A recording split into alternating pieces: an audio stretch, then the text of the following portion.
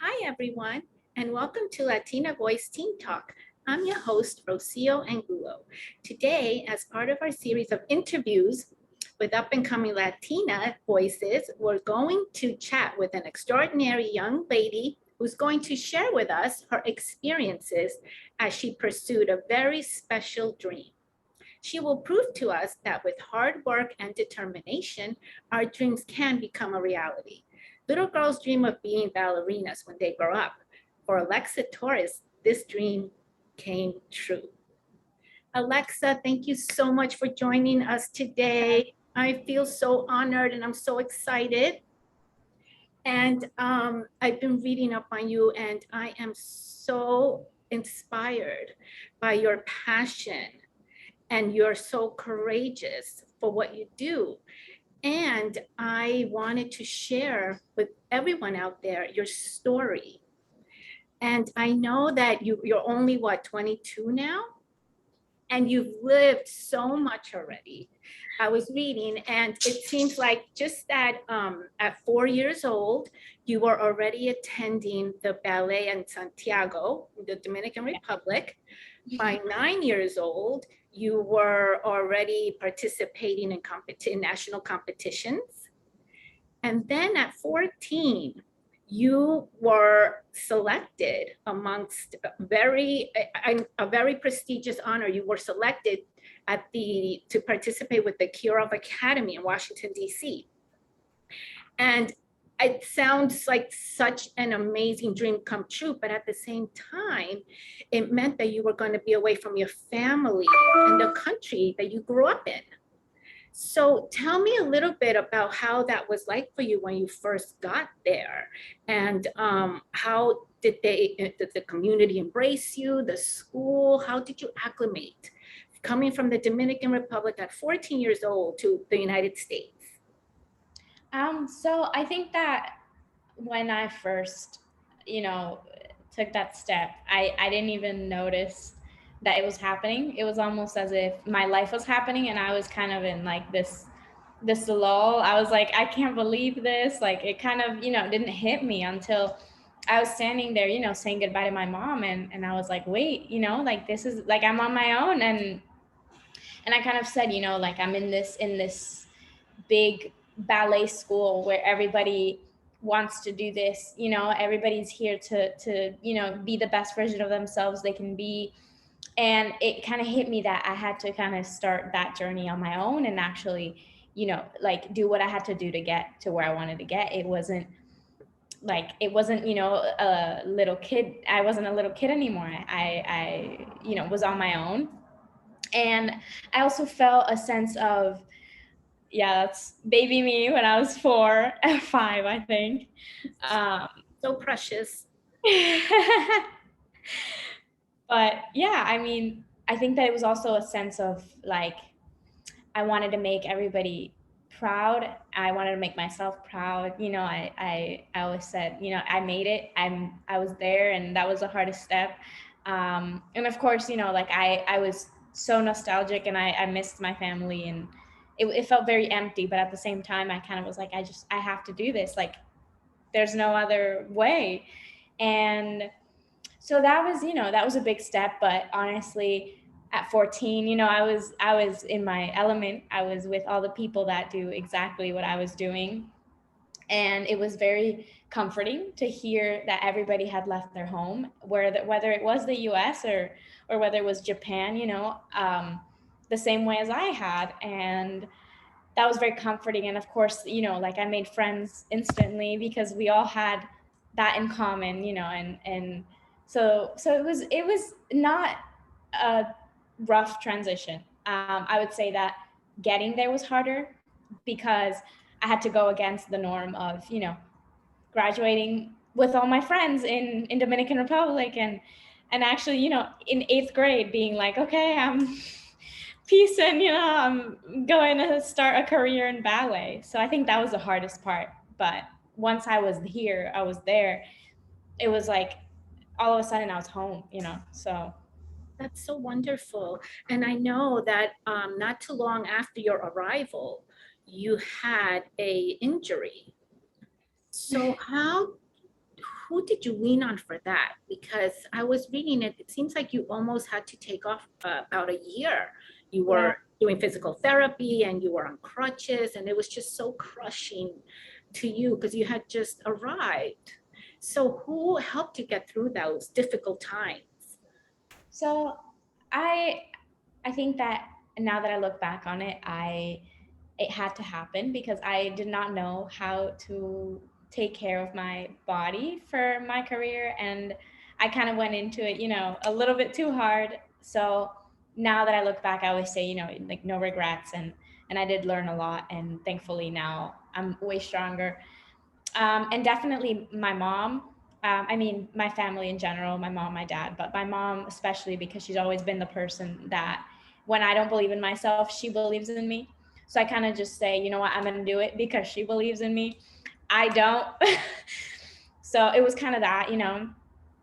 But at the same time, it really, I always say that when I got that injury, as much as yes, I took so much time off and it was a very slow process. Like I had to learn how to walk. I didn't ever think to quit. I think that I had gone through so much to get there that this was just kind of like, okay, well, another obstacle to overcome. So yeah. And my mom, my friends over there at Kirov, I had one of my best friends, and she would sit on the staircase and walk down with me.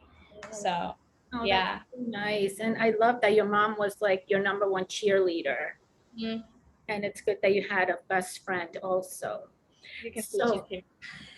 I know our moms are just, but I think about so many things that my mom has done for me too, and appreciate them so much. So one of the highlights of your career was in 2018 when you were awarded with the Tutu Scholarship. And what I found unique about that story was how they didn't have the Dominican flag. They literally like had to go and buy this flag because they had never had a Dominican and they didn't even foresee it, I guess, and they didn't even have it. So do you feel like we're underrepresented in this profession, or do you think things have changed? How do you see it? Because it seems like a very difficult profession because it's very competitive and only a few people are kind of allowed into this elite kind of Yeah. place. So Yeah. how do you see it now? Has it changed? Well, I like, mean, I want to say that where there's, one seed, things grow. And I would say that from when I left, I've been really trying to get people around me that I see have that drive. Because honestly, I think that what's made us lack that is that people don't think that they can.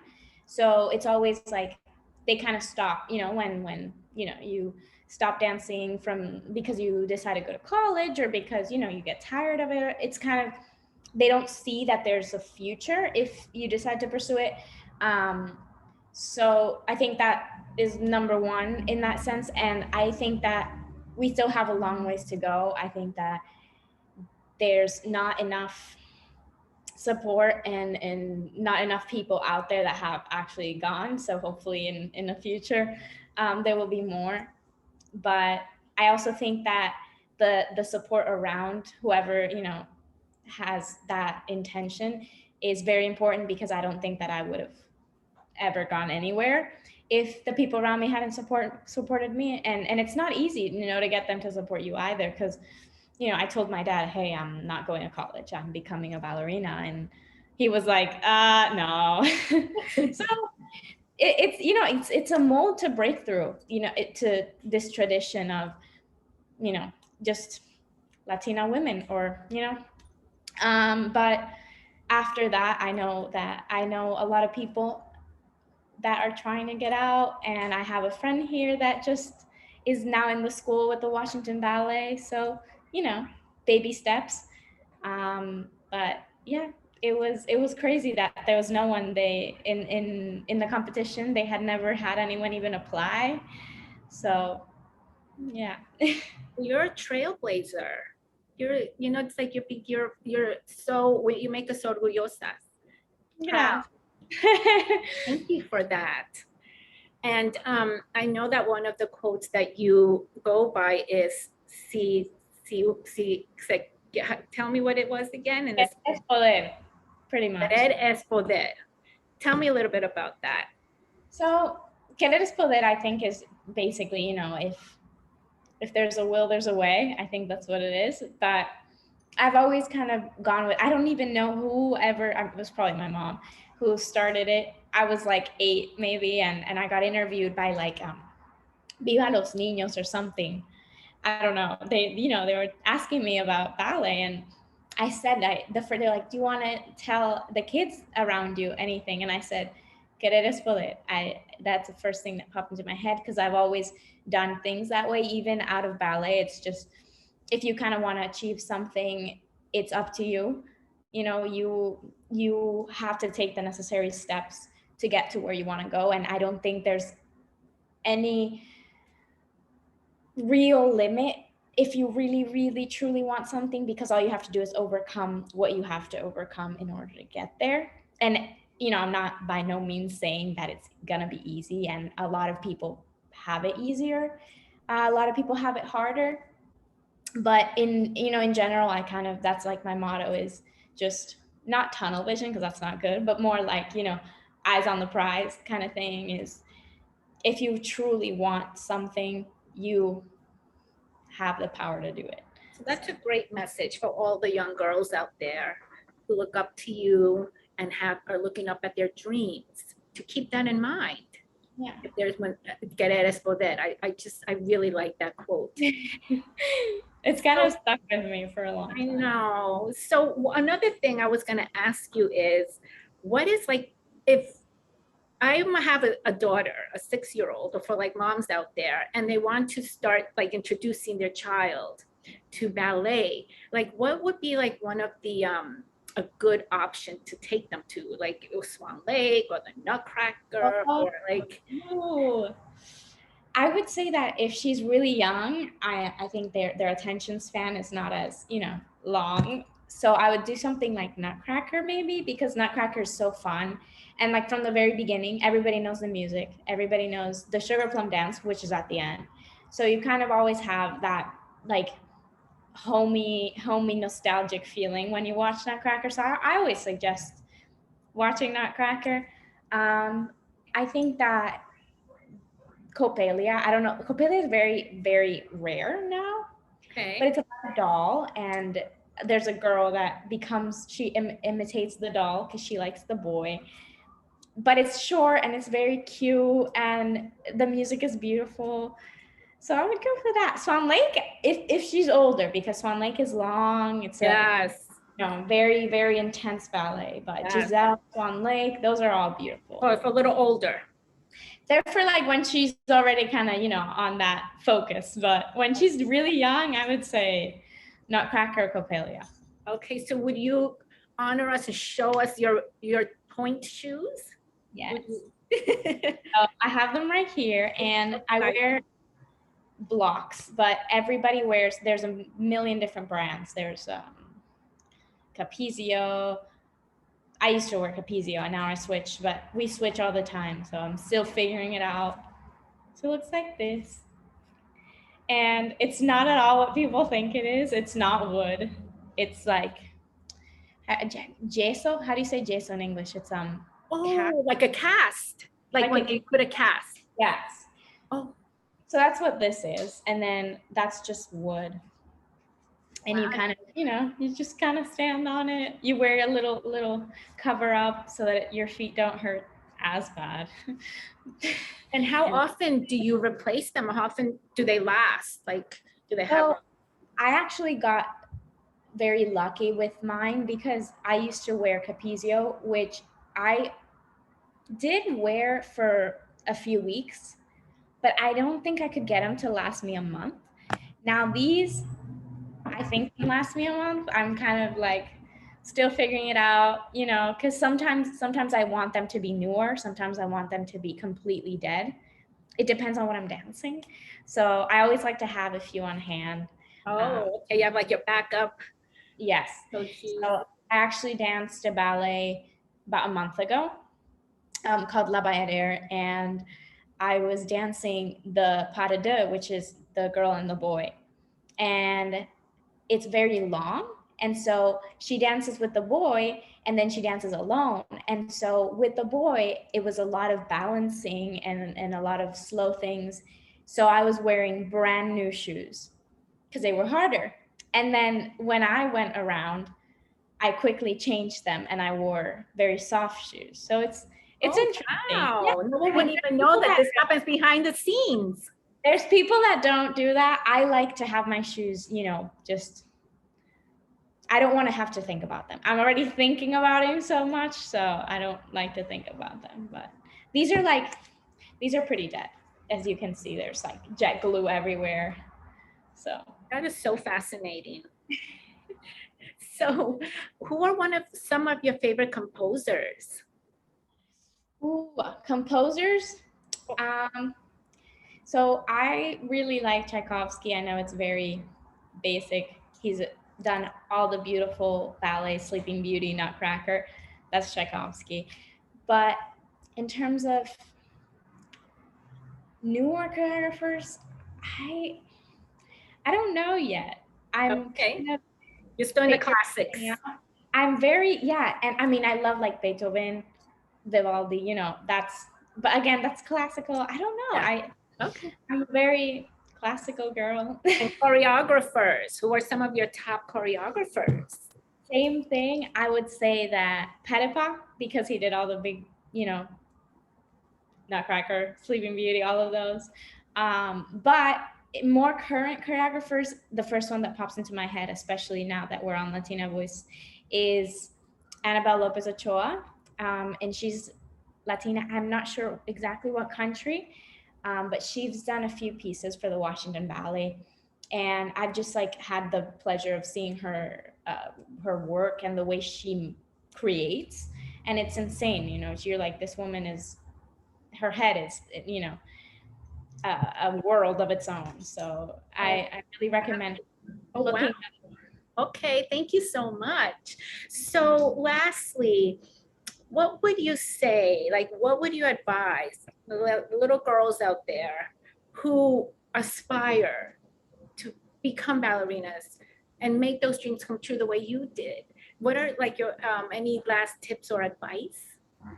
So I have so many tips for like my younger self, but Oh, I think one of the most important ones, aside from, of course, querer es poder, work hard, keep looking forward, don't look to the side. And of course, try to get your support, all that. I would say don't think that you have to be better than anyone else. You have to always work to be the best version of yourself you can be. And I think I learned that a bit later on in my career. And I think that in my more vulnerable years, I think I would have really appreciated knowing that, but like really knowing that, because you always hear it. But when you realize that in the end of the day, like no one needs another person of the same, they need you, so I don't want to mold myself to be anyone else. And I think that teaching a young girl that in this career that is evolving a lot, that there are stereotypes and there are girls that are different, they have better this, better that in the end of the day, it doesn't matter. What matters is what you bring out. So I think that that's something that in this career has to be very pushed, because it's not, and it's not originally that way. It's originally very stereotypical and very, if you can't do this, you can't do that. And it's not like that. Clearly there's a million different dancers and every single dancer is different. So that's a great message because a lot of us tend to compare ourselves to others. I compared myself a lot. And I Oh, think that's something I want to, it doesn't have to be like that. And once you realize it, it's so relieving, it's so freeing. yeah. Right, it's liberating because you can then just focus on yourself. Yeah, and it gives you so much more power. You're like, wow, I can just become the best version of myself I can be. And what is that? I don't know. And that's amazing. I don't think it could be any better than that. So Oh, thank you so much, Alexa. I'm you. so, I can't wait to see what you do next. Thank you. We'll definitely be following you in your career. And like I said, thank you so much for spending some time with us. And if you're teaching or anything, send it to me. So we'll put that in the blog. Okay. A lot coming soon. And I can't wait. Are you going to be performing the Nutcracker this year? Yes. Oh, so exciting. I'm actually very excited. I love the Nutcracker. Do you ever go on tour? Like, will you ever come to New York? If you do, look We me go up. to New York quite often, but it will probably never be Nutcracker, which Well, but I don't know. We might be next year. So oh, well, whenever you do, please let us know. We're here in New York and we'd love to come see you. So thank you so much, Alexa. It's been such a pleasure. You're such a sweetheart, and thank you so much for everything that you're doing and keeping up all that hard work and making us orgullosas. Gracias. Adios. Goodbye, everyone. Thank you for spending some time with us at Latina Voice Team Talk, and we'll see you again soon. Adios.